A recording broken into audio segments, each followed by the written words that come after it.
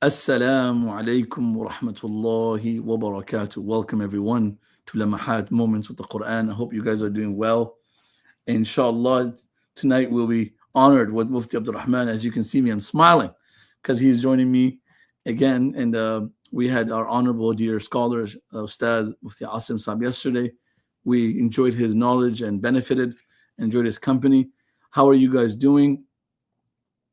And how's your family? What is going on, guys? Tell me, you talk to me today. I want to read some of your chats. Someone's asking, Sheikh, when are you coming to SoCal? You know, I don't need an invitation to SoCal. I'll be there tonight, but it's just our schedules are overwhelmed. But inshallah, hopefully after Ramadan, we plan a trip. I don't know the schedule. I'll be lying to tell you that I know the Miftah schedule, but we'll come inshallah. Where else? What's going on? Raghad, Kaif al-Hal, how are you guys doing, Sister Raghad? And Sister Aisha Mukhtar, Ahlan wa Sahlan. Sophia Maidani, welcome. Sister Faiza, welcome. Man, you guys, you know, when you guys hear my jokes, some people take it very serious and they get offended. To those people, I absolutely don't apologize. Stop. I'm apologizing. I apologize, guys. I don't really, I do say things.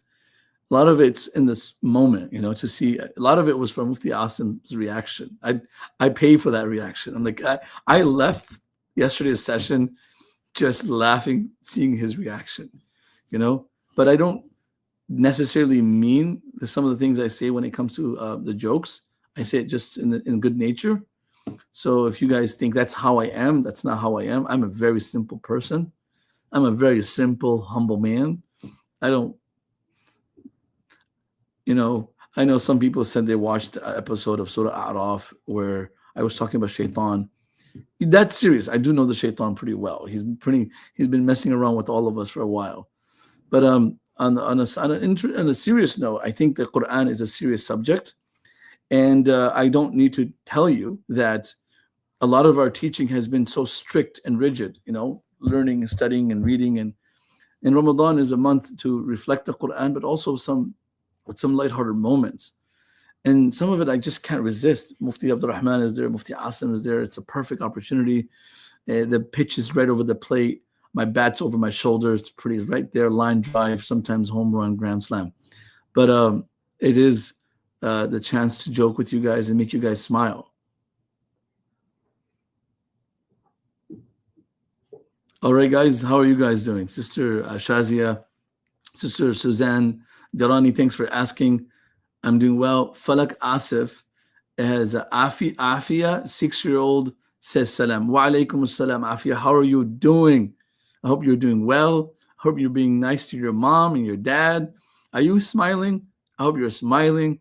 All right, guys, let's get going. Let's get going, guys. Salam to all the kiddos out there.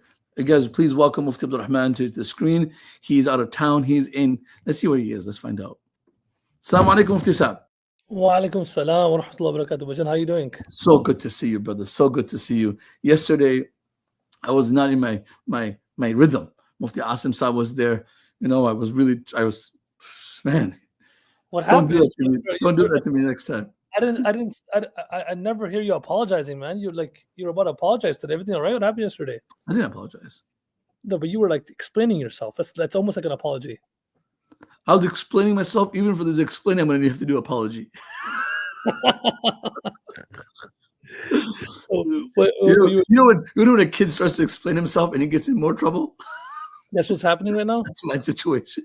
Oh, no. No. I'm sorry I didn't come on yesterday, but then, I mean, maybe I could have saved you if I came on. Have you seen my new water bottles? Wow. You see the magic on this water? It boom, clicks off, clicks right back on. Where is that from? We'll give you more information after the Ramadan. Let me see it. Let me see the other side of it. I'll show you the little ones. What? Yeah, it clicks on. You never saw them? No. The technology, boom. You gonna drink it right now in front of me? No. This is Ramadan. We're fasting. MashaAllah. But how was your program yesterday? Alhamdulillah. What's going on? I haven't spoken to you in a long time. How's everything, Bajan? Wallahi, we miss you and we're praying for you that you guys are doing well. And you guys are, inshallah, helping you guys with your trip. May Allah reward Sheikh Hassan Suleiman and Sheikh Ammar Suleiman. Though they have the same last name, they're not brothers. They don't look alike. There's big difference in size. You know, you know, They both are good. they're both great people. How's everything else? Shit got expensive water, but then is that expensive, Bajan, the water? When it gets on the shelf, they'll find out. Okay, mashallah. Put this up. Yes, sir. Are you guys doing good? Well, where are you guys? We're in Lexington, Kentucky. We're gonna be leaving here tomorrow morning, inshallah. The brothers over here, brothers and sisters, Abu Ali, Abu Shakir, the family, the whole Lexington, the youngsters, all of Masalih, all the boys. Give them all my salam. Such a good community there in Lexington, Kentucky. I have such love for them, and in the future of Lexington is far more bright than what's present. So many scholars are going to graduate, return back to Lexington. So many huffaz. We're happy for the community, and may Allah reward them for supporting Miftah, MI, and your hosting you there. May Allah bless. This is whose house I'm sitting in right now. This is last year when I was here. Umar, Abu Ali's son, was with me. Right next to me, and he was in this house. I remember I was making jokes after with him.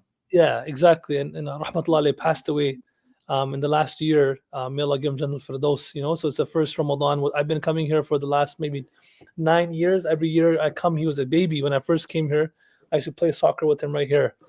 And subhanAllah, Allah subhanahu wa ta'ala took him this last year, called him back to him. So tragic car accident. Two young men passed away, and two young boys who are students got burnt. Almost half their body was burnt. Alhamdulillah, there's two students who they had burn injuries. They recovered. Alhamdulillah, after 4 or 5 months of recovery and rehab, they went back to the school. They're Hafiz al-Quran from our school, and they're becoming alims, inshallah. And the two young kids, Hafiz Hassan and Umar, both of them. Hafiz Hassan, Umar, Habibi. May Allah give them the highest place in Jannah, Jannatul Firdaus. Give their mother sabr. This may be the first Ramadan. It's heavy. First Ramadan without your sons, your children young sons who lost in a car accident. Man, I can relate to it. It's so heavy. Being at the funeral was a very difficult moment. It was just, but Mufti Saab, sometimes, there's a guy named Muaz Jundi. He accidentally said something very wise to me once. That guy, it's always accidental. Yeah, to me, he said something very wise. Okay. When, he has his older brother, may Allah give him Jannat for those, also passed away in a tragic accident. Muhammad rahmatullah alayhi. And when he was comforting me, he said, Shaykh Abdullah, one of the things that you will have as a sheikh now, that when you comfort someone else, people will find more comfort in your words because they know the pain that you went through. Does that make sense? Yeah. He said that, and like I said, what a great statement he said, and I selfishly sometimes wish I never went through the pain. But now when I'm in a situation where someone else lost a brother in a car accident or a son, I go to them and I hug them. I can feel their heartbeat almost. I can feel the heartbeat. Mufti Saab, let's go ahead. I think there's a small interesting thing in that point is that when Allah subhanahu wa ta'ala looks at the Prophet, he says alam yajidka yatiman fa'awa, right? That Allah not find you as an orphan and took care of you. Then Allah saying amma yatima fala taqhar, right? So basically now take care of orphans, right? Yeah. So every single person in the ummah, like not everyone goes through everything, but if you look at the community collectively, everyone has gone through something. So whichever situation you've gone through and you went through and you got out of, now it's your responsibility to take care of those who are in that situation. So for example, not everyone has to go, inshallah, not everyone should go through losing a loved one. Inshallah, Allah give all of our children, brothers and sisters, afiyah and long life. But those who go through it, their responsibility is not to comfort them. Not everyone has gone through divorces. Allah keep our families together and protected. But those who go through it can comfort those better that are going through it. Not everyone has gone through, children that are disobedient. But those who are going through it, went through it, they can help those who are going through it better. So everyone has to give back. You can't forget or you, because not it's true that they know what it feels, you know. It's there's a relatability. You don't Yeah. have to go through something, but at the same time, if you went through it, it's your job not to be there for those who are going through it. Prophet ﷺ went through a lot of things we can't imagine. Even his daughters being divorced, his daughters being separated from their husbands, sons' losses, you know, relatives being martyred. This is at Surah Yusuf today. We're on the 12th juz. I don't want to do Surah Yusuf today, Bajan. You don't? No, You want to do Surah Hud? I want to do the 12th juz. I want to do Surah Yusuf tomorrow. I was going to say something to you, but I was hesitant. And that is, every time there are a couple of surahs when someone talks about, it occupies two lamahat. One is Surah Tawbah. Every time we talk Surah Tawbah, we miss Surah Yunus, right? And we don't give the same respect. Yeah, exactly. And same with Surah Yusuf. Yusuf starts on the 12th and ends on the 13th. So whenever we do the 12th and the 13th juz, we spend more time on Surah Yusuf because it is the most beautiful story in the Quran. So you're asking me and telling me we're going to do that tomorrow. We're going to do it tomorrow. Mufti Sahib, I'm here for you, and I'm ready to bounce any ideas that you want to throw at me. I really want, you know, it's just going off of what we were just speaking about right now, going through different challenges. The fact that we were talking about Umar Rahman passed away, you know, inshallah, in state of Iman, right? And inshallah, we can resurrect among Hufaz because he had intention to become Hafiz. But Jan, the thing is, I see 3 different scenes that Allah describes in the 12th juz. Okay. I'm excited. There are 3 scenes of 3 fathers. I want to see what you see. Okay, there's 3 scenes of 3 fathers. Okay, you have one father of Nuh alayhi salam with his son. Right, you have that from verse number 45 to 47. I mean, it's longer, but that passage is the main passage of. We're gonna go over that. Then you have another passage from verse number 69 till 73, which is a passage about another father who's being blessed with children. Okay, Ibrahim alayhi salam being blessed with Ishaq alayhi salam, and then after Ishaq alayhi salam, a promise of prophets are going to come after him, and of course he had 5 children. But then third is Yaqub. Then you have Yaqub alayhi salam, the grandson of Ibrahim, who Allah subhanahu wa ta'ala blessed. Allah already told Ibrahim salam that you're going to have, you know, this grandchild who will be a prophet. Then you have him with his children. You see that? You see all 3? How Where's Yaqub? In Surah Yusuf. Oh, Surah Yusuf. Oh, that's the next surah. Yeah, but the same juz. Same juz. Same juz. You know what I'm saying? Yeah. So let's dissect this, right? Let's dissect this in that way, right? So if we as parents, inshallah, all of us become parents, look at first we put ourselves in the verses of Nuh alayhi salam. Allah speaking it's about. It's a very painful story, just to let you know. Absolutely. And it starts a little earlier in verse number 25, and it goes down for like 20, 30 at least good 25 verses, all the way to verse 49, 50. Yeah. It's like 24 verses just dedicated to Nuh alayhi salam's story. So, Bajan, you know, these verses, Allah subhanahu wa ta'ala says, وَنَادَى نُوحُ الرَّبَّ فَقَالَ رَبِّ إِنَّ ابْنِي مِنْ أَهْلِي وَإِنَّ وَعْدَكَ الْحَقُّ وَأَنْتَ أَحْكَمُ الْحَاكِمِينَ. Why don't you start a little bit behind when he's calling his son towards the mountain? Go, please, start, Bajan. Yeah, I mean, Prophet Nuh alayhi salam, who called for 950 years to Islam and Allah, his oneness. وَلَقَدْ رَسَلْنَا نُوحًا إِلَىٰ قَوْمِهِ فَلَبِثَ فِيهِمْ أَلْفَ سَنَةٍ إِلَّا 50 عَامًا فَأَخَذَهُمُ الطُّوفَانُ وَهُمْ ظَالِمُونَ. So when you have a prophet who's been doing this for centuries, you would assume his family is bought in. Prophet Nuh alayhi salam's challenge is his wife is not even bought in to the cause of Islam, and his son. So I'm not here to blame the wife here, but when you don't have both spouses on the same page, children take advantage. This is one of those scenarios when both parents are not on the same page. They both don't see eye to eye, especially in the matters of Islam, matters of priorities. Children take advantage. So Nuh alayhi salam is trying his best to tell his son as the waves are coming, وَهِيَ تَجْرِي بِهِمْ فِي مَوْجٍ كَالْجِبَالِ. The oceans and the waves are like mountains. It's not like, it's literally hitting the tops of the big mountains of the world. وَنَادَى نُوحٌ ابْنَهُ. Nuh shouts out to his son. And he's, you know, in a different place. And he said, get onto the ship. He's in a distance area hiding. He said, get onto the ship. وَلَا تَكُنْ مَعَ الْكَافِرِينَ. And don't be amongst those who are disbelievers. And his son, here, what usually young people do, and people who rely on their talent, his son said, well, I have سَأَوِي إِلَى جَبَلٍ يَعْصِمُنِي مِنَ الْمَاءِ. Technically, his son was not wrong. Wrong in the sense that where else do you go when there's a flood? You go on a higher a location. You Mhm. elevate yourself from the waters, floods. So he's seeing it from the logical element. What we see logical. Oh, what's going to happen? I got a degree. I'm not going to be poor. I'm going to get Mhm. married. I'm going to have my children. I'm going to have a house. My life will be set.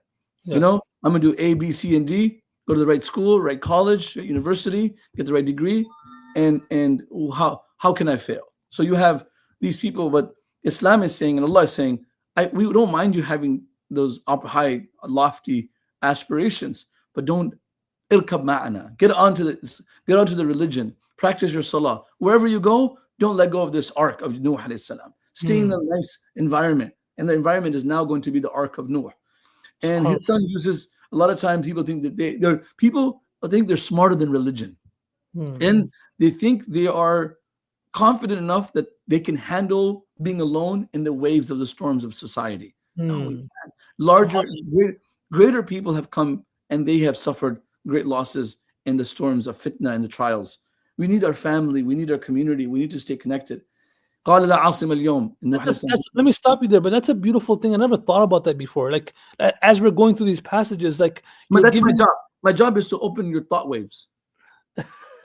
you're giving this analogy of, look, you have the analogy of Nuh alayhi salam's son using his intellectual capacity to make a decision, informed decision. Okay, so yes, we're going through our life. Allah is giving us different talents, but that talent and those intellectual capacities, it only will benefit us, right? It only benefit us and not harm us if we jump on the ark of Nuh alayhi salam. What does that mean for us?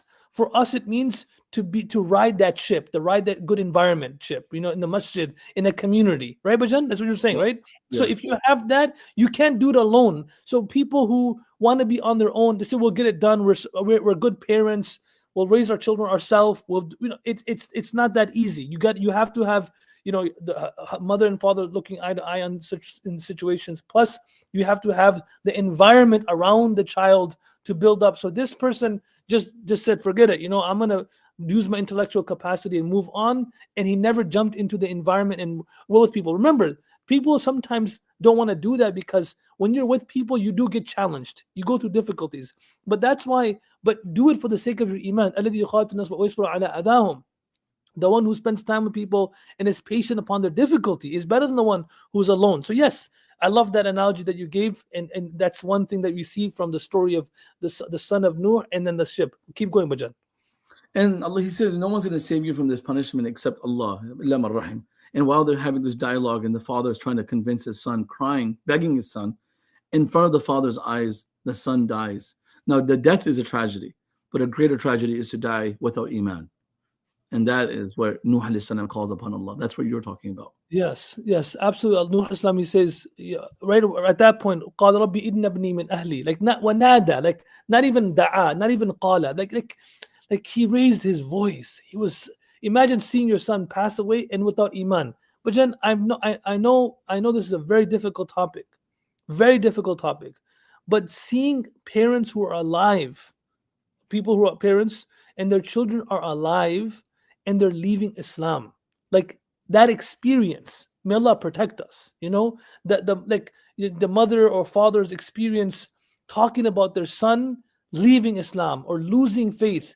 It's like subhanallah, Allah protect our children, Allah protect our families. But it's such a painful experience. Now this is Nuh alayhi salam, death, and also without iman. Not just over here, the son's still alive, the daughter's still alive. That's why the Prophet used to teach the dua, Allahumma inni a'udhu bika min al-hawri ba'd al-kawr, right? Oh Allah, I seek refuge. Al-hawr is to untie. Al-hawr ba'd al-kawr. A hawr is to untie the turban, and kawr is to wrap something. So basically, the Prophet is saying, "Oh Allah, I seek refuge that you'd strip me of a ni'mah after you have already given it to me." So especially those who Allah has given Islam and ni'mah to, like this is going through that. Sometimes you sit with these parents. It's such a painful period. Before they even start talking, the tears start flowing because they feel very helpless. And this is the feeling of Nuh alayhi salam right now, helplessness. Okay.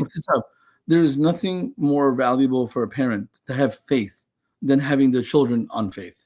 Absolutely. And the faith of our children is not going to be developed just by us expecting them to be Muslims, like just grow up being Muslims. There has to be calculated measures. We choose where we want to live as Mhm. parents, Uh-huh. what cities, what communities. And if a parent ignores for the first 18 years the way the child is given the tarbiyah in the beginning, I would say before that, if a young person who's not married today ignores the thought process of raising a beautiful, good generation, of children who are going to be pious and righteous, and you're just getting married based on selfish desires, that you have an idea like, yo, this is not going to work. I mean, my spouse, either the wife or the husband are not righteous. Oh, we'll go get better. Yeah, we'll get better, but at the cost of our generation. At the yeah, cost of your children. Yeah, maybe it's okay to marry. You can technically marry Ahl Kitab, Christian, or someone who's from the book, the people who follow the book. But technically, you really think your children are not going to be confused? So why you're being selfish at that point? But then keep going what you're saying. yeah. I mean, there are some So exceptions it's where people, before. yeah, there's some exceptions in those situations too, and people think, oh, I'm the exception.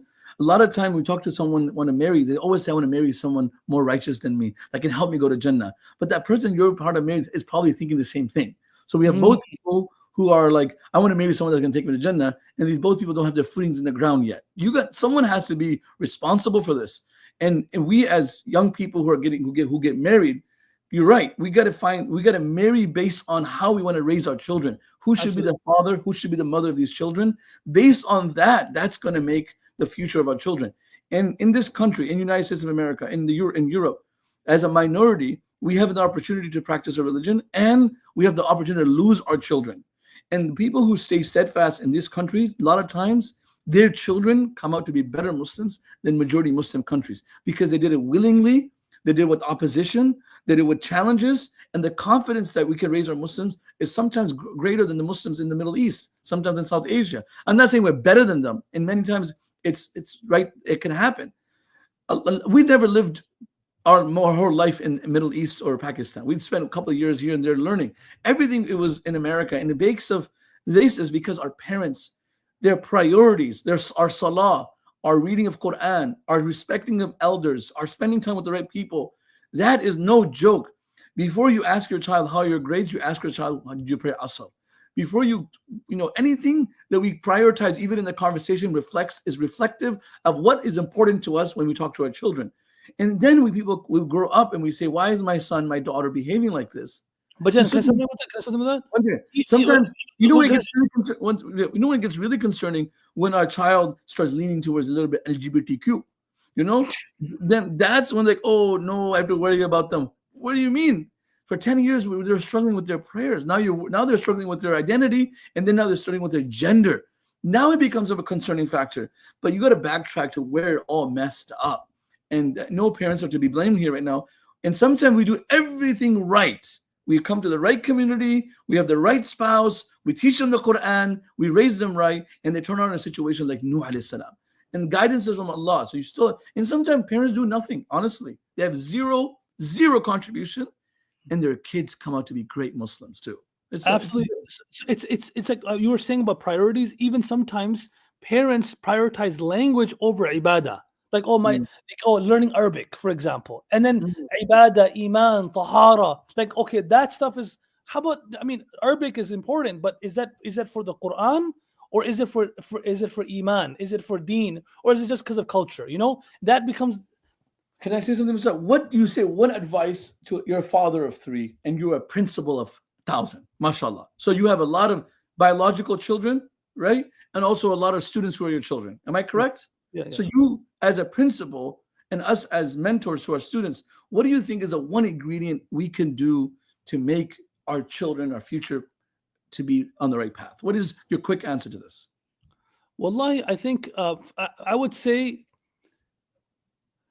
you gotta serve others who make dua for your children. Like earn Wow, people. You have to serve others. Like wow. Ibrahim alayhis salam served the world. Like he started serving the world. Bajan, he set up. Like he came, left everything, left You his can't family. serve. You can't serve without a spouse that serves with you. Yeah. So exactly. So once you have the mindset of serving and Wow, helping and caring, wow. again, people make dua for you. You earn their duas, not ask them for the duas. There's a difference. One is Yeah. asking, one is earning. And then you earned it. This is what Ammi just said. Ammi just said, ये औरों की दुआओं की बरकत से हुआ है. So I actually believe in that. So as a principle of students taking care, when I meet people that they love you, they respect you, people are watching us today, I think a lot of du'as we're going to be earning. I think Abuji and Amiji earned a lot of du'as of people, serving people, cooking for people, going out of your way for people. Like, because a lot of people are still doing the basics.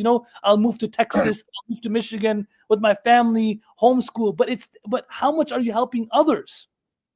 How much are you getting? How much are you earning the dua of others? So you have all those things in place. Imagine serving guests who are the friends Yeah, of Allah.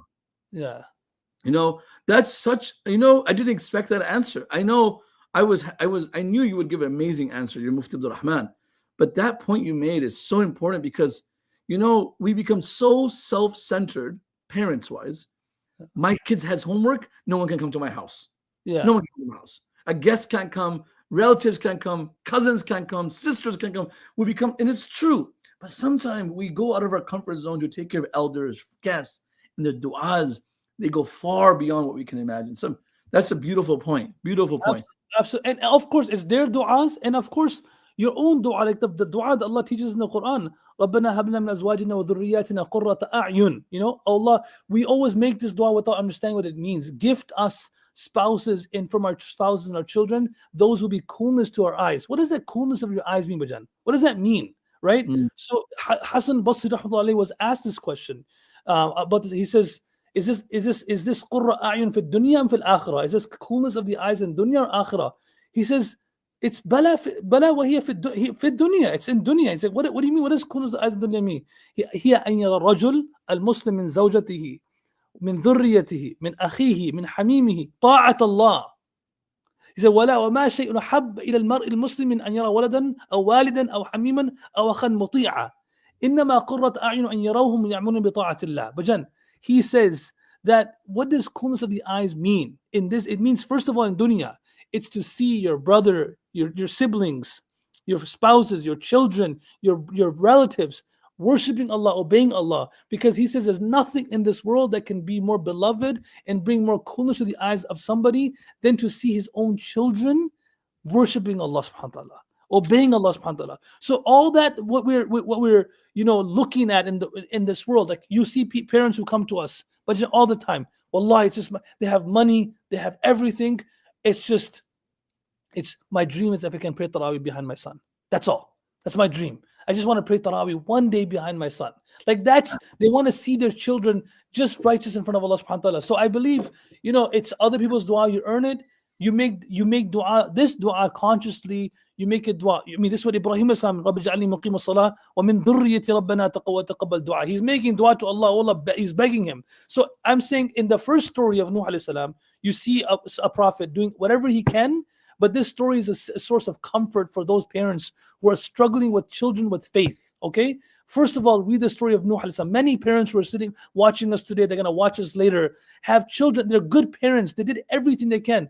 I want to tell you that read the story of Nuh alayhi salam and in his interaction with his son. He did everything possible, right? What my advice to you, oh father or mother, is if your son or daughter is off track, maybe losing faith, first of all, don't lose connection with them, because Nuh alayhi salam never left connection till the last second. And the best example is Yaqub with his children. Yeah, exactly. And Yaqub with his children. You got to stay connected with them. Don't feel like, if I stay connected, I'm going to empower them. Yeah, you could be a little bit different. Yes, you can show but you cannot lose that last line of defense. Oh, you do this, I'm going to leave you. Nuh never did this. A lot of parents, a lot of people do that. They shun their children.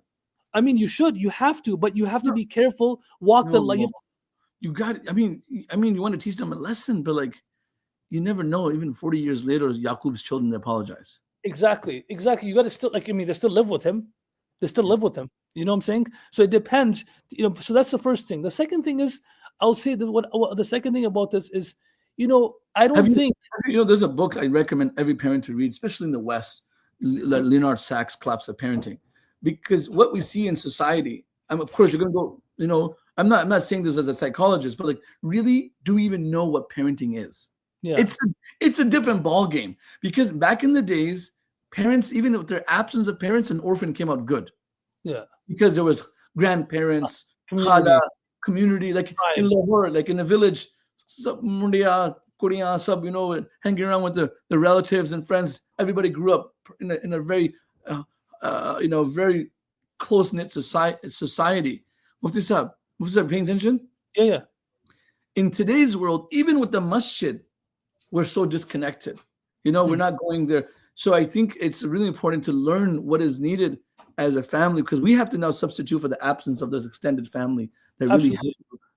Can I say something a little bit? Like while you're talking about this, I really look at Nuh alayhi salam's story as one of the most painful stories in the Quran. I remember reading the story to my son Hassan when he was 5 years old, and I didn't know the situation of the story. When you read a story to adults, they take it different, and you read it to like a high school, they don't even pay attention. But when you read it to a kid before sleeping, they take it different. Right? Yeah. And I was reading to my 5-year-old son Zakaria and Hassan, and when they were younger, and Hassan started crying when this story came of Nuh Hassan's son drowning. And I was like, why is he crying? He started hugging me, cuddling me, kissing me, because for a father and a son at that age, there's nothing more deeper than that connection. So he felt like the pain, the loss of a son to the father. Can you imagine a raw love of a 5-year-old, 6-year-old kid? So the father, you can imagine Nuh alayhi salam just going through so much pain that his son passed away without iman. In some cases in Surah Kahf, right, we have فَانْطَلَقَا حَتَّى إِذَا لَقِيَ غُلَامًا فَقَتَلَ. And there's a kid that Khidr alayhi salam kills, and he's questioned by Musa, أَقَتَلْتَ نَفْسًا زَكِيَّةً بِغَيْرِ نَفْسٍ. Now, later on, Khidr responds to this. He said, أَمَّا الْغُلَام, the kid that I had to get rid of, فَكَانَ أَبْوَاهُ مُؤْمِنَيْن. His parents were Muslims. فَخَشِينَ أَنْ يُرْهِقَهُمَا. And we were afraid that this child would misguide their parents. Meaning, sometimes not having a child is better than having a disobedient child to Allah. That's what Khidr is saying. Like that is so painful. Like it's innocent kid's life, because what's going to happen? This kid later on is going to take himself and his parents to hell. Here, Nuh alayhi salam's situation is very painful, and I just wanted to remind you, like there's nothing more painful for a person of iman to have a struggle with their children. May Allah protect them from that struggle. Absolutely. So may Allah bless you for mentioning that. But I do think that advice to these parents who are going through that is, first of all, read the story of Nuh alayhi salam. Number two, it's not bad to have that feeling of helplessness and you're crying, because when you're close to Allah subhanahu wa ta'ala. Ana inda munkasad al-qulub. So at that point, make dua for your own children, and also make dua for other parents who are going through that struggle. So first I said, don't read the story of Nuh alayhi salam. Number two, don't disconnect completely from your children, because you're the last line of defense. Number three, what you're going through right now is actually a ni'mah. You're brokenhearted. So use that momentum and make dua for your children, and make dua for other parents who are going through the same thing. You know what I'm saying? Maybe that one struggle, my dad used to say to me, you're that child that's going to keep me awake for the tahajjud. Oh, subhanAllah. I'd probably still keep you awake for tahajjud. You know what I'm saying? Like, I like that you have 4 good kids, 3 good kids, but that one, you never know that one. I'm that one child that got my dad and my mom to wake up for tahajjud. They should thank me, Not because I was good, because they had struggles. You know what I'm saying? Our struggle. That's a beautiful point. That's a beautiful point. The Sayyid Musayyib rahmatullah says to his son that I pray 500 rakat extra just for you in tahajjud, so Allah protects you. So a lot of mothers who sit time on the sajjada, and fathers who pretend like they're sitting on the prayer rug, but the parents who are praying the extra prayer, the situations are created for the mother to elevate their levels with Allah. Bajan, beautiful, and that you mentioned that, and I'll say this: you always love mentioning the story, the mention of exceptions in the rule, right? Because I think I'm an exception myself. No, I'll say something. Could you say I'm an exception myself? No. Challenged. You're No, I'll say this, Bajan. People use the story of Nuh alayhi salam a lot as a scapegoat for their lack of parenting and lack of dedication to their children. They say, Nuh alayhi salam's son was like this. No, that's what Allah is saying. Well, look at the next story. Ibrahim alayhi salam, right? Allah is, this is an exception. It happens. So that it can comfort those who are in those exceptional cases. But don't use this story as a scapegoat for your lack of dedication, commitment to deen, and your involvement with the community. Where Allah, the Prophet is teaching Abdullah bin Abbas, "Ihfadillah yahfazka." protect Allah's deen, Allah will protect you. One of the Ibn Rajab Hanbali says, one of the ways Allah protects you is in your children. So Ibrahim alayhi salam protected Allah's deen.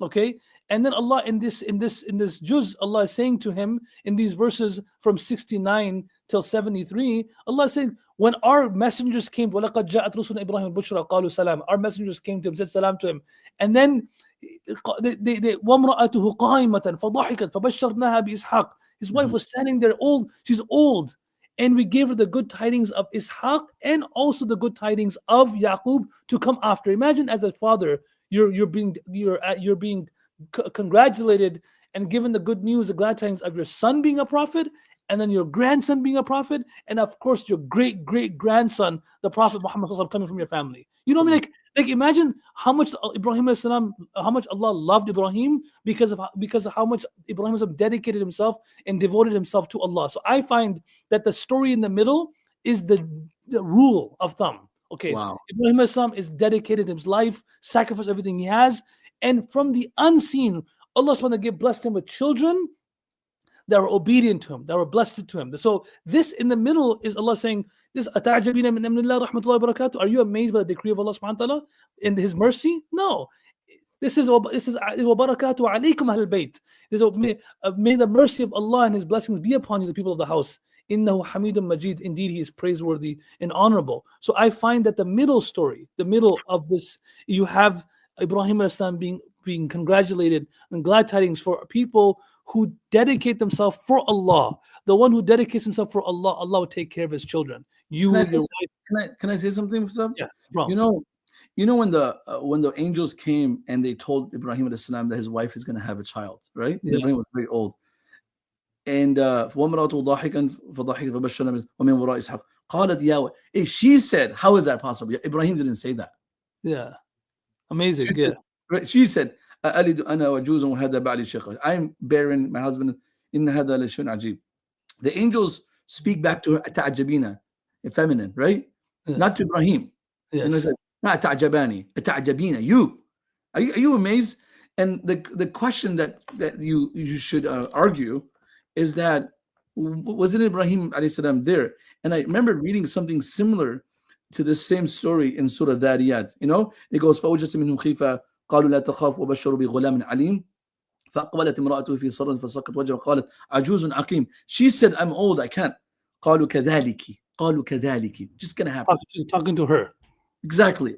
The reason, and you know, the strange thing, why is she being addressed and where's Ibrahim in the story? And the thought that I'm having is that she was shocked. Ibrahim wasn't even shocked. He's like, it is what it is. Allah, khalas. Like It's up to Allah. It's up to, like, he wasn't even like, oh yeah, it's like, no, it's for Allah. Even the most shocking thing that's for another person, for Ibrahim, was like, it's another day for Allah. لِكُلِّ يَوْمٍ هُوَ فِي شَأْنٍ. Everything possible for Allah. So Ibrahim wasn't even budged about it because his level of connection was already there. May Allah bless you, Bajan. What a beautiful reflection today on parenting, and even way before getting married, being selfish. Don't be selfish when you're choosing your spouse. Make sure you put deen in front of you, and then the different lessons from the story of Nuh alayhi salam, Ibrahim alayhi salam, and then Yaqub alayhi salam. Of course, you have this. As a father has these children. Some are mischievous, some are not. But you see Allah's. But the commitment stays the same. But Jen, remember, the commitment. Don't change the methodology if the results are not in accordance to what you expected them to be. The methodology is correct, then the results are in the hands of Allah subhanahu wa ta'ala. And all three prophets had the same methodology. All of them. One of them had an exception, one was the norm, one had a mixture, which is going to happen to us. But they never changed the method. Today we try to use our own brain, change the methodology. No. These are the things you need. Stick to the methodology, rely on Allah subhanahu wa ta'ala. Allah subhanahu wa ta'ala bless us all with pious and obedient children. And that applies to pious and obedient to Allah subhanahu wa ta'ala, and our coolness of their eyes. And those parents who are struggling with children, Allah make them the coolness of their eyes to their parents, and make them obedient and respectful to their parents, and make them better than us. People look at us and say, oh, look at these kids or youngsters who are so nice to their mother and father. May Allah make them 10 times, 100 times better than us, inshallah. I mean, I think you do have to go. You can see your eyes moving towards the directions of people waiting for you. But I would say to parents is that one way to really have your children on the right path is just give them a lot of love, not financially, but time, and being there for them. Love is so There's nothing substitutes love. Sitting with them, talking to them, and then a time comes where you're going to have to leave the things that you want to do for the discipline of your family. Like Shaykh Abdullah Waheed says very nicely, may Allah give him barakah in his life and his knowledge. He says, sometimes parents discipline children, and sometimes children discipline parents. A time will come, we will do this in front of our children, because our children are going to pick up those bad habits. So we have to be very careful. Remember, whatever we do, our children are watching. Someone came to a scholar and said, make dua for my son to become like you. He says, too late. So Ghazali used to say that in the first 2 years, the children are observing everything. They already made up their mind. In early child psychology, they say that the personality of a child is already developed before the age of 4. So even when they're children, they don't think, oh, they're just kids, do whatever you want. Even from that age, I think when the baby's in the womb, or before choosing, reading Quran, making dua, and giving them love. You talked about one way is to serve other people. I feel like one of the ways to engage your children, give them love, and also respecting, this is key, respecting the other parent in that relationship. SubhanAllah. That's very important. I know I'm going to get a lot of backlash for this, but you need to respect your freaking husband. And you need to respect and love your wife. MashaAllah, MashaAllah. Why would you get backlash? It's true. Respect each other. Because sometimes the feminists don't like what I say, But you should see Hassan Suleiman's face right now. He's like, no, listen, you don't like your husband. Okay. I'm just saying. Say, for example, of course, you don't have a husband, you have a wife. I'm talking about someone else, okay? Someone doesn't like their husband. They're just fed up with them. But that man is still the father of your children. Yeah. Stop disrespecting him in front of his children. And the reverse of that is so important too. That wife that you're arguing and disrespecting and insulting, you may have a problem with her. She's the mother of your children. Yes. So men will get in trouble very quick for any physical abuse. A lot of times, even so, women will easily come out as victims. They should stand up against any form of oppression. Absolutely. But a lot of times men stay quiet about that, and they soak it in, and they say, you know what, I can't tell my homies going to think I'm a sissy. Oh no, stand up to your wife, stop being whipped. No, that's not the way it is. When you disrespect the parent of your children, can I say something? You already let it out. You lost your children. Okay. And you know what the crazy part is? Then one parent comes back and is like, now, man, honey, now I need you, man. They're not really, now I need you. Now you need them? What do you mean? You lost that parent when you disrespected him. Absolutely, Bajan. May Allah bless you for saying that. We just, you know what? As someone, I have to say this. Shaykh Umar Suleiman's brother, Jamal, he said something very interesting. Was that make sense today? No, let me tell you something. What did Jamal say? Jamal said, he says, I know my parents are not perfect. Like, he was talking about community. Like, they were not raised in a good community. Like, New Orleans was not like a big community at the time. He said, I know my parents are not perfect. But ask me how I know they're not perfect. I'm like, I'm not sure. He said, they never gave me any reason for knowing that they're not perfect. I just know human beings are imperfect. But they never gave me a reason to see that they're imperfect. Because everything of imperfection, they never did in front of me. They were so perfect in front of my eyes. You know what I'm saying? So I know they're imperfect because they're human beings, but their imperfections were not visible to me. So yeah, Bajan, like, who's that, Bajan? My daughter. Assalamu alaikum. Maria, how you doing? She has her school iftar today. MashaAllah. And she don't want to disturb me, and she says she wrote me a card. No. I won't read it in public. Okay. Don't read it. I'm waiting. No, I'm going with you. Okay, I'm coming. Okay, MashaAllah. So Bajan, Maryam, maybe I'll see you, inshallah. You want to see my angel today? Where is She's sitting right there.